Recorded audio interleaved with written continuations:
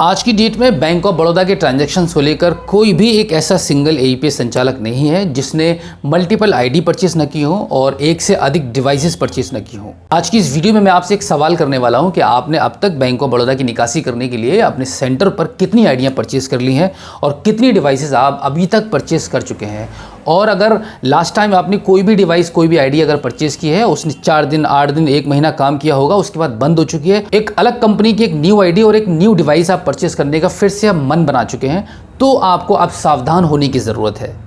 दोस्तों, मेरा नाम है बिलाल खान और आप देख रहे हैं स्मार्ट शॉप। तो दोस्तों, आज की इस वीडियो में हम बात करने वाले हैं कि बैंक ऑफ बड़ौदा की निकासी करने के लिए आप कब तक डिवाइसेस परचेस करते रहेंगे और कब तक आप आइडिया परचेस करते रहेंगे। क्योंकि मैं आपको बता दूं कि किसी भी बैंक के ट्रांजैक्शन को सक्सेसफुल बनाने के लिए उस बैंक के सर्वर का मेन रोल होता है, जो कि बैंक ऑफ बड़ौदा ने अपने सर्वर को काफ़ी स्ट्रिक्ट कर दिया है, जिससे कि आपके किसी भी तरीके से किसी भी फॉर्मूले से कोई भी ट्रांजैक्शन नहीं हो पा रहा है। तो बिल्कुल इसी परेशानी और इसी प्रॉब्लम को नज़र में रखते हुए हम बात करने वाले हैं कि क्या आपको एक और नई डिवाइस परचेस करनी चाहिए या नहीं। दोस्तों, अगर मैं अपने पॉइंट ऑफ व्यू से आपको इसके बारे में एक एडवाइस दूं तो मैं कहूंगा कि आपको बिल्कुल भी कोई भी न्यू डिवाइस परचेस करने की ज़रूरत नहीं है, क्योंकि जब भी एक न्यू डिवाइस आप परचेस करते हैं तो वहां पर आपको 2500 रुपये से लेके 3000 रुपये तक का इन्वेस्टमेंट करना पड़ता है। और हमारे पास बहुत सारी ऐसी न्यूज़ आई हैं, ऐसी खबरें आई हैं, ऐसी कॉल्स डेली आ रही हैं कि हमारे पास 5 डिवाइस हो चुकी हैं और एक डिवाइस 1 महीना या 15 दिन काम करती है, उसके बाद वो भी ब्लॉक कर दी जाती है बैंक ऑफ बड़ौदा के सर्वर पर और फिर से काम नहीं हो पाता है। तो इसलिए मैं आपको ये सजेशन देना चाहूँगा कि और ज़्यादा डिवाइसेस को आप परचेस मत कीजिएगा,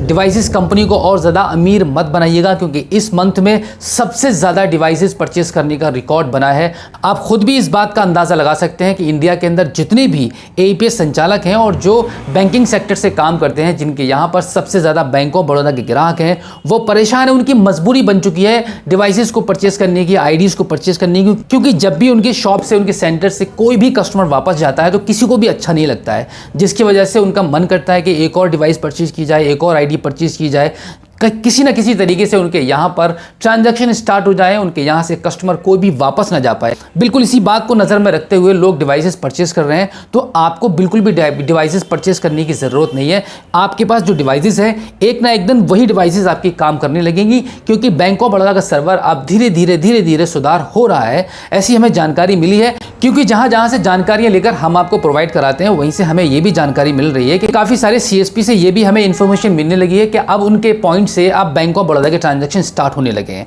जैसे कि हमने आपको पिछली वीडियो में बताया कि बैंक ऑफ बड़ौदा के ट्रांजैक्शन उन सभी सीएसपी पर हो रहे हैं जो डायरेक्टली बैंक से काम करते हैं। जो बैंक के सीएसपी हैं, जैसे कि state bank of India, central bank of India, bank of Baroda, इसी तरीके से जितनी भी बैंक हैं सीएसपी प्रोवाइड कराती हैं, उन सभी सीएसपी के यहाँ पर बैंक ऑफ बड़ौदा के ट्रांजैक्शन स्टार्ट हो चुके हैं। लेकिन अगर मैं स्टेट बैंक ऑफ इंडिया के सीएसपी के बारे में बात करूं तो ये न्यूज़ बिल्कुल 100% सत्य है कि वहाँ पर उनके थ्रू, उनके सीएसपी सिस्टम के थ्रू बैंक ऑफ बड़ौदा के ट्रांजैक्शन पिछले महीने से स्टार्ट हो चुके हैं, बहुत अच्छे से स्टार्ट हो रहे हैं, लोग ट्रांजैक्शन कर रहे हैं। तो दोस्तों, इस बात से पता लगता है कि बैंक ऑफ बड़ौदा अपने सर्वर में कुछ ना कुछ सुधार करने में लगा हुआ है। आपको बिल्कुल भी परेशान होने की ज़रूरत नहीं है। आप अब तक कितना आप अपने पैसे को वेस्ट करेंगे डिवाइसेस को परचेस करने में। लेकिन हाँ, इसी के साथ मैं आपको ये एडवाइस दूंगा कि अगर आपने अभी तक कोई भी डिवाइस परचेस नहीं की है, यानी कि आप जो डिवाइस यूज़ कर रहे हैं वो डिवाइस, उस डिवाइस के थ्रू आपके ट्रांजैक्शन नहीं हो रहे हैं, तो आपको मैं ये सजेशन दूंगा कि आप एक न्यू आईडी लेकर देख सकते हैं, एक न्यू आईडी परचेस कर सकते हैं। न्यू आईडी परचेस कीजिएगा एक अलग फ़ोन में।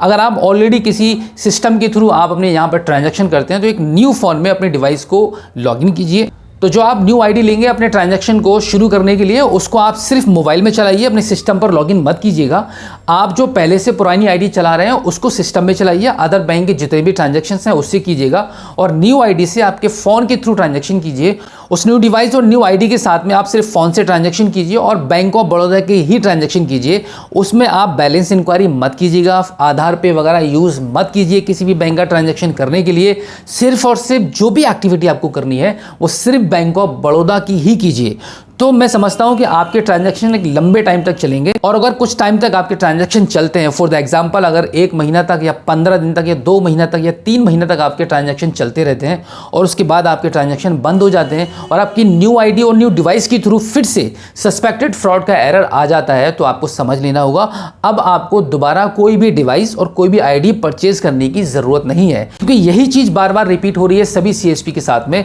1 महीना आईडी काम करती है, 1 महीना डिवाइस काम करती है, उसके बाद फिर से सस्पेक्टेड फ्रॉड का एरर आ जाता है। इस तरीके से एईपीएस संचालकों के पास लगभग 15-15, 20-20 आइडिया हो चुकी हैं, 5-5, 10-10 डिवाइसेस हो चुकी हैं और हर डिवाइस 15 दिन, 1 महीना काम करके फेल हो जाती है, एरर आने लगता है। तो आप उन डिवाइस का क्या करेंगे, कहां पर ले जाकर डालेंगे इन डिवाइसेस को और आईडीज का क्या करेंगे? क्योंकि बैंक ऑफ बड़ौदा के सर्वर में इशू है, तो आपको थोड़ा सा धैर्य रखना होगा, आपको परेशान नहीं होना है, सब्र रखिएगा। बहुत जल्दी आपकी जो पुरानी आइडिया हैं वो एक्टिवेट हो जाएंगी, उनसे बैंक ऑफ बड़ौदा का ट्रांजैक्शन आपका स्टार्ट हो जाएगा। कुछ ऐसा भी सुनने में आया है क्योंकि जितने भी बैंक के सीएसपी है उनके यहाँ पर धीरे धीरे ट्रांजैक्शन स्टार्ट होने लगे हैं, वो लोग आधार कार्ड के माध्यम से बैंक ऑफ बड़ौदा का ट्रांजैक्शन आसानी से कर पा रहे हैं।